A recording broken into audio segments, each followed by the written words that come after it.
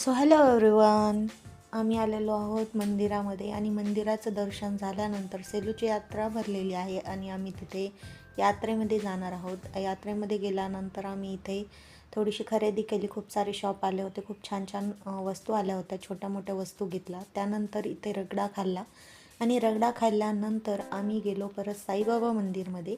साईबाबा मंदिरमध्ये ही सुंदर अशी पिंड बसवलेली होती आणि त्याचं दर्शन झालं.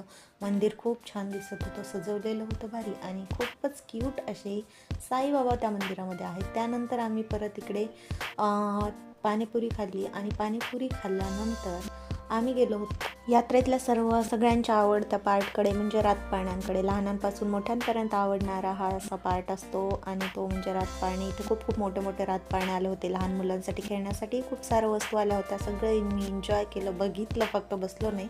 आणि अशा पद्धतीने आम्ही बनवलेला आहे मिनी ब्लॉग. कसा वाटला नक्की कमेंट करून सांगा.